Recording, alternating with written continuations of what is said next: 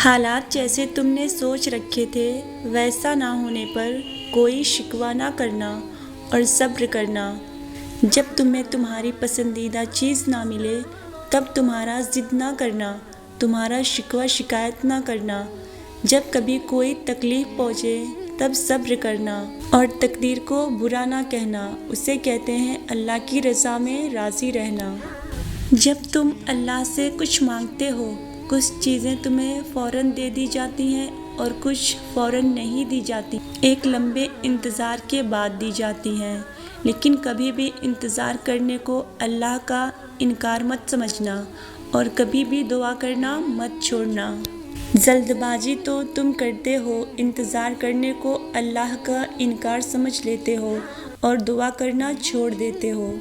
اللہ کچھ بھولنے والا نہیں، اللہ جانتا ہے کب کب تم نے صبر کا گھونٹ پیا، کب کب لوگوں نے تمہارا برا چاہا، کب کب تم پر الزام تراشی کی۔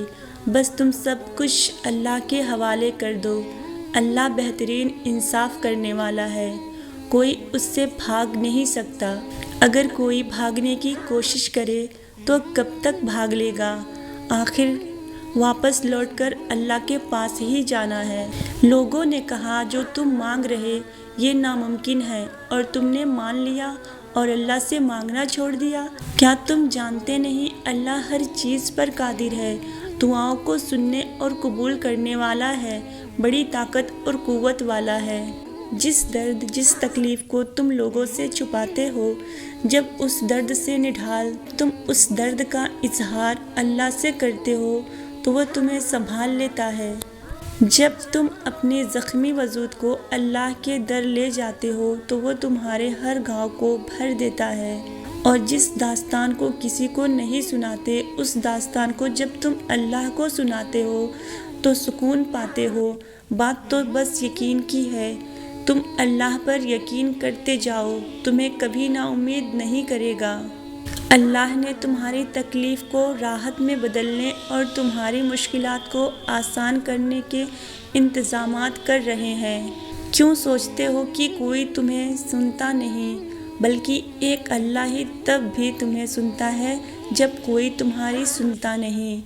اللہ بھولا نہیں ہے تمہارا راتوں کو تڑپ تڑپ کر رونا، تمہارا روتے روتے سسکیوں کو سب سے چھپانا، بھولا نہیں ہے وہ۔ اللہ تمہاری ہر مشکل کو آسان کر دے گا، اللہ تمہاری ہر مشکل کو آسان کر دے گا۔ وہ شرک سے بھی زیادہ قریب ہے، نہ اس نے کبھی تمہیں تنہا چھوڑا نہ چھوڑے گا۔ جب تمہیں کبھی سب ناممکن لگنے لگے تو مایوس مت ہونا، بس دعا کرنا اور صبر کرنا۔ ضد چھوڑ کر صبر کا دامن مضبوطی سے پکڑ لینا، حالات حسرت کی خاطر حاصل کو مت کھو دینا۔ کیا پتہ مقدر میں لکھا ہو کہ جو تم چاہتے ہو وہ دعا کرنے سے ہی ملے گا۔ لا حاصل کی خواہش میں حاصل کو مت کھو دینا۔ جانتے ہو تمہارا مسئلہ کیا ہے؟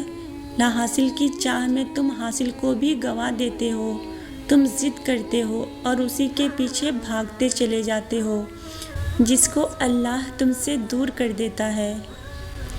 اللہ کے فیصلوں کا احترام نہ کر کے تم اپنی ہی ضد پر اڑ جاتے ہو اور پھر شکر کے بجائے تم ناشکری کرنے لگ جاتے ہو۔ کبھی بھی کسی ایک چیز کے نہ ملنے پر ان سب چیزوں کو اگنور مت کر دینا جو چیزیں ابھی تمہیں میسر ہو رہی ہیں۔ ایسا نہ ہو جائے کہ لا حاصل کے پیچھے بھاگتے بھاگتے تم حاصل سے منہ موڑو اور اسے کھو دو۔ شاید ابھی تم کسی کا نہ ملنا سمجھ نہ سکو، لیکن مقرر وقت پر سب سمجھ جاؤ گے۔ شکر کرتے رہو ان تمام چیزوں پر جو تمہیں میسر ہیں اور صبر کرتے رہو ان تمام چیزوں پر جو تمہیں لا حاصل رہیں۔ وہ وقت بھی آئے گا جب تمہارے صبر کا صلہ مل جائے گا، بس تم اللہ کا شکر کرتے چلے جاؤ گے۔ اللہ کی ذات رحمان و رحیم ہے، وہ تو بن مانگے عطا کر دیتا ہے۔